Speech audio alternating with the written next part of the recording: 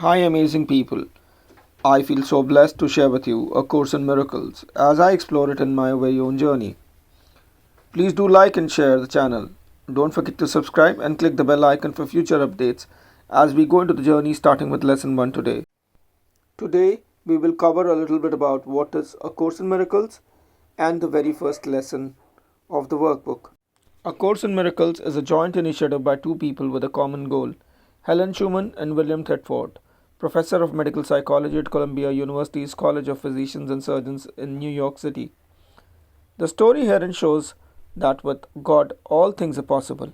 Interestingly, their lives were hardly in accord with anything that the course advocates. The actual course actually comprises of 3 books that can be accessed as per users' interest. For the purpose of structured learning, we will be doing in direct sequence from lesson 1 onwards. The course emphasizes on practical application rather than theory, and experience rather than theology. It may well seem Christian, but it deals with universal spiritual themes. There are 365 lessons in the course, one for each day of the year. However, it isn't necessary to do the lessons at that speed. If you like a particular lesson, you may practice it as long as you wish to. But a sincere advice, don't attempt more than one lesson per day.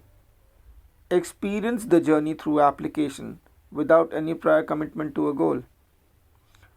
Ideas presented herein may seem unbelievable or startling, but without any judgment, I suggest you go ahead and apply as directed. Well, just use them. You may not believe or accept them in the beginning. You may even resist them initially. But go ahead and apply the ideas without exception. The course is just a beginning, not an end. So enjoy the journey with an open mind.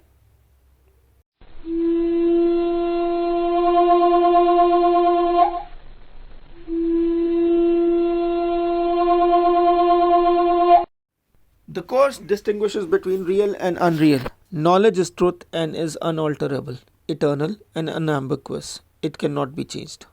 Only what he created is real. It has no opposite, no beginning and no end.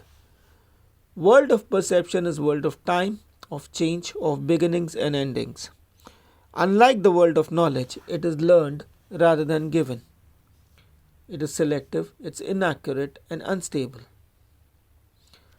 Both the realms are totally opposite to each other. In the realm of knowledge, no thoughts exist apart from God. The realm of perception, on the other hand, comprises of beliefs in the opposite. In the realm of knowledge, God and His creation share one will. In the realm of perception, the wills are separate, in perpetual conflict. Perception leads to a world of illusions, because it permits into awareness only what conforms to the wishes of the perceiver. It is a dream that you cannot come out of, because your senses deny the reality. It is the Holy Spirit's goal to help us free ourselves from the dream world by reversing our thinking and unlearning our mistakes. The world we see merely reflects our internal frame of reference. That is, our dominant ideas, our wishes, and emotions in our minds. We project the world outside from inside and make it true by our interpretations of what it is we are seeing.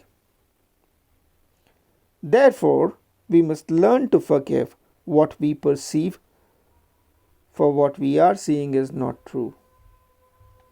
We have, in fact, distorted the world by justification of our perceptual errors. Sin is defined as lack of love. Since love is all there is, sin is a mistake to be corrected, rather than an evil to be punished. Our sense of inadequacy, weakness, and incompleteness comes from the strong investment in the scarcity principle that governs the whole world of illusions. In fact, we seek in others what we feel is wanting in ourselves. We love another in order to get something ourselves. There can be no greater mistake than that, for love is incapable of asking for anything. The little I inside seeks everything external for enhancement, whereas the self that the God created needs nothing. It is forever complete, safe, loved, and loving. To sum it all up, let us continue to lesson 1 of the workbook of A Course in Miracles. Lesson 1, workbook A Course in Miracles. In lesson 1, nothing I see in this room means anything. I repeat, nothing I see in this room, on the street, from this window, in this place, wherever I am, it means anything. Now, look slowly around you and practice applying this idea to whatever you see. To give you an example, this table does not mean anything. This chair that I'm sitting on does not mean anything. Hand does not mean anything. Foot does not mean anything. Lamp does not mean anything. Then look farther away from your immediate area and apply the idea to a wider range. That door does not mean anything. That body does not mean anything. That sign does not mean anything. That window does not mean anything. While doing so, please make no allowance for differences in the kinds of things to which they are applied. And that is the purpose of this exercise. The statements should merely be applied to anything you see. As you practice the idea for the day, use it totally indiscriminately. Do not attempt to apply it to everything you see so that it doesn't become ritualistic, but at the same time, nothing you see is specifically excluded. One thing is like another as far as the application of the idea is concerned. Everything is the same. I would recommend that you practice this lesson twice during the day, preferably first when you get up in the morning and then later at night before you go to bed.